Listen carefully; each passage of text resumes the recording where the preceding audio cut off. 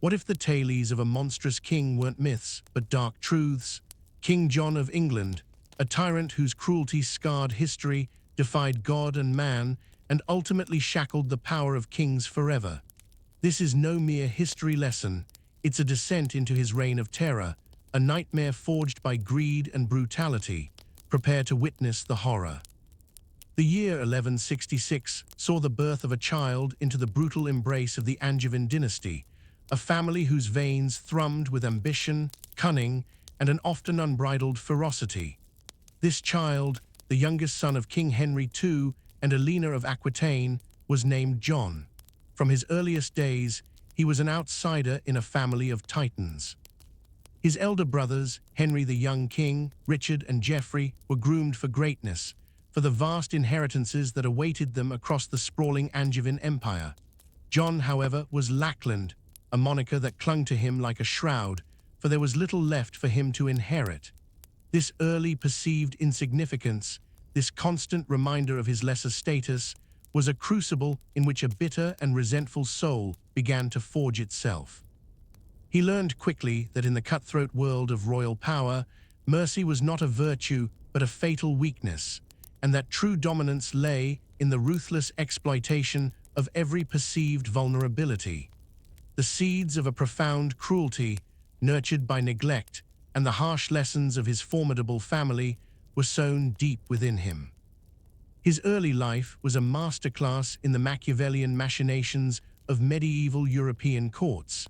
He witnessed his brothers' endless revolts against their father, the intricate dance of alliances and betrayals, the constant struggle for power. He saw how the strong prevailed and how the weak, no matter their birthright, were crushed. While his brother Richard, later famed as the Lionheart, embarked on epic crusades and forged a legend in battle, John remained in the shadows, hunting a different kind of weapon, a keen, calculating mind coupled with an innate understanding of human fear and vulnerability. He lacked the chivalrous veneer of his siblings, replacing it with a pragmatic, almost predatory, approach to human interaction. When the news of Richard the Lionheart's death reached England in 1199, a shudder ran through the kingdom. Richard, the warrior king, the paragon of chivalry, was gone. The succession by rights should have fallen to Richard's nephew, the young Arthur of Brittany, son of John's elder brother Geoffrey. But John, always the opportunist, wasted no time. He moved with a speed and decisiveness that belied his earlier Lackland reputation. With cunning maneuvers and strategic alliances, he seized the throne, sidelining Arthur and plunging the Angevin succession into a bloody dispute. The fate of Arthur of Brittany would forever stain John's reign and cement his reputation for unspeakable acts. The details are shrouded in the murky depths of medieval intrigue, but the outcome was undeniable. Arthur disappeared. Whispers, then shouts, of murder spread like wildfire across England and the continent. The prevailing belief, a chilling testament to John's character, was that he had personally, or at least directly, orchestrated the young boy's demise. Some accounts even suggested a more macabre end, with Arthur being drowned or even having his eyes gouged out before being cast into the Seine.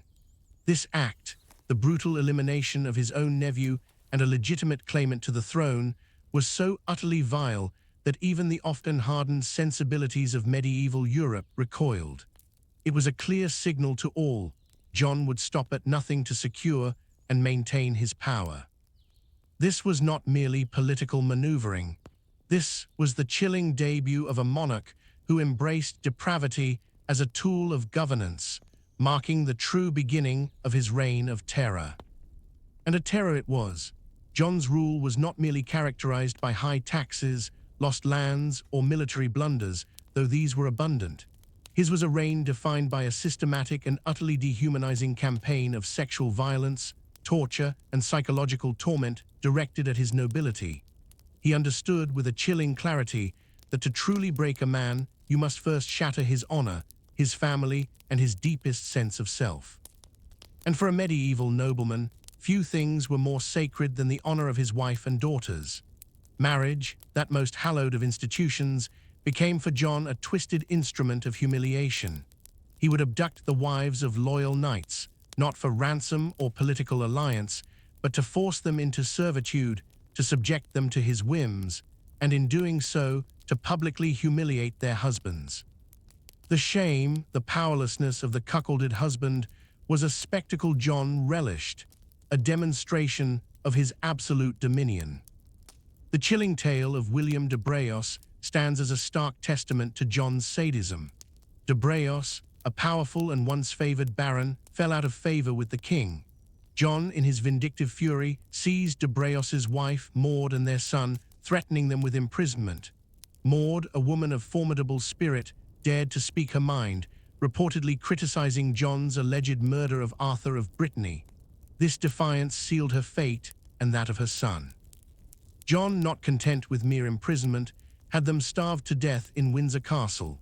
To add to the horror, he took Maud as a mistress before her slow, agonizing demise, transforming a political dispute into a deeply personal and grotesquely cruel act of vengeance. The details, whispered in hushed tones across the land, painted a picture of a king who took pleasure in the suffering of others, who delighted in extending agony and breaking spirits. John's administrative genius, twisted as it was, extended to meticulously keeping records of his victims. He maintained detailed registers, not of his battles or his landholdings, but of the women he had seized, the fines he had extorted from their devastated husbands, and the chilling consent documents he forced these terrified women to sign. These documents, obtained under duress and physical threat, were a perverse attempt to legitimize his acts, to erase the very concept of rape by claiming it was consensual. They were a legalistic veil over unimaginable cruelty, an early and horrifying example of victim blaming institutionalized at the highest level. The sheer audacity of such an act, the meticulous record-keeping of his own depravities, speaks volumes about a mind utterly devoid of empathy and consumed by a pathological need for control. No place, no matter how sacred, offered sanctuary from John's predatory grasp. He violated the sanctity of convents and churches, dragging women from their holy refuges, ripping them from the protection of God, and placing them squarely in the path of his unholy desires. The church, usually a powerful force capable of standing against royal excesses, found itself largely powerless against a king who seemed to revel in sacrilege. His court, far from being a bastion of chivalry or justice, became a den of sadistic pleasure, a place where the king's whims dictated the fates of his subjects, and where the most debased acts were not only tolerated, but orchestrated. His corruption of justice reached new depths of depravity. He held mock trials, farces of legal proceedings where husbands, broken and terrified, were forced to accuse their own wives of infidelity, often fabricating charges under immense pressure. The goal was not justice, but humiliation, a public shamming that served to further emasculate the husband and establish John's unchallengeable authority. Property and lands were seized, families were ruined, and the social fabric of England was systematically torn apart, all under the guise of legal process, manipulated and twisted by the king's insatiable appetite for power and control. The sheer extremity of John's cruelty eventually reached a point where even the usually compliant church, often complicit in the excesses of kings, could no longer remain silent. Pope Innocent III, a formidable and influential pontiff, condemned John's court in no uncertain terms, famously calling it a brothel worse than Sodom. This was not hyperbole.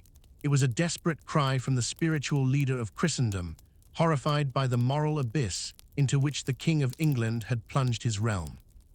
The Pope's condemnation, a serious blow to John's legitimacy and spiritual standing, underscored the unprecedented nature of his transgressions. It was a stark warning, a sign that John had truly crossed a line, blurring the boundaries between royal authority and outright demonic behavior. By 1215, England had endured 17 long, agonizing years of this horror. The kingdom was not merely simmering with discontent, it was boiling over. The nobility, many of them personal victims of John's abuse, their wives abducted, their daughters dishonored, their families ruined, their honor trampled, could tolerate no more. This was not a revolt born purely from political grievances or economic hardship, though these were certainly present. This was a rebellion of deeply wounded men, driven by a desperate need to reclaim their dignity, to protect their families, and to restore some semblance of justice to a kingdom suffocated by tyranny. The barons, united by their shared trauma and their burning desire for retribution, rose up, their resolve hardened by years of unspeakable suffering. The culmination of this widespread outrage was the drafting and eventual forced signing of the Magna Carta at Runnymede in June of 1215. This document, often hailed as a foundational text of constitutional law and a cornerstone of liberty, is frequently viewed through a purely political lens. However, to truly understand its profound significance, one must recognize its deeply personal and visceral origins. The Magna Carta was, in large part, a direct and desperate response to John's sexual tyranny. Its clauses, particularly those addressing legal procedures, the treatment of widows, and the protection of noble families, were explicitly designed to curb the king's predatory legal manipulations and his rampant abuse of power over women and their property. It sought to restore due process, to protect marital rights, and to prevent the king from seizing control over noble families through coercion and sexual violence. It was a testament to the fact that the barons understood the true nature of John's rule, not just as a political problem, but as a moral and social cancer that threatened to destroy the very fabric of their society. The Magna Carta was not merely about political freedoms. It was about the fundamental right to live without fear of a king who saw his subjects as mere playthings for his sadistic desires.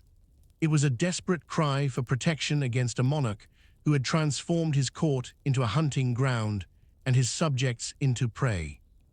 The signing of the Magna Carta was a pivotal moment, a fleeting victory for the barons. But John, ever the treacherous and vindictive ruler, had no intention of abiding by its terms. He immediately appealed to Pope Innocent III, who, despite his earlier condemnation of John's moral conduct, sided with the king against the rebellious barons, declaring the Magna Carta null and void. This betrayal reignited the civil war, plunging England once more into chaos. John, enraged and fueled by his usual vindictive cruelty, unleashed his mercenary forces upon the land, ravaging the estates of the rebellious barons. The conflict was brutal, marked by sieges, scorched earth tactics, and an unwavering ferocity on both sides. However, John's reign of terror, like all nightmares, was destined to end. In the autumn of 1216, while campaigning in eastern England, John fell ill. The exact cause is debated, but the most widely accepted account points to dysentery, a common and often fatal ailment in the medieval period, exacerbated by his famously gluttonous and intemperate lifestyle. As his illness progressed, his condition rapidly deteriorated. Chroniclers of the time describe his final hours as agonizing, filled with screams of pain and perhaps the chilling echoes of his victims' torments.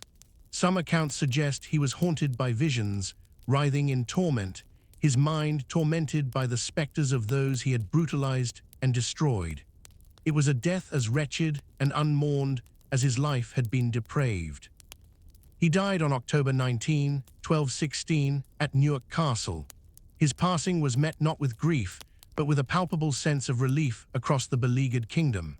Even in death, John could not escape the indignity he had inflicted on so many others.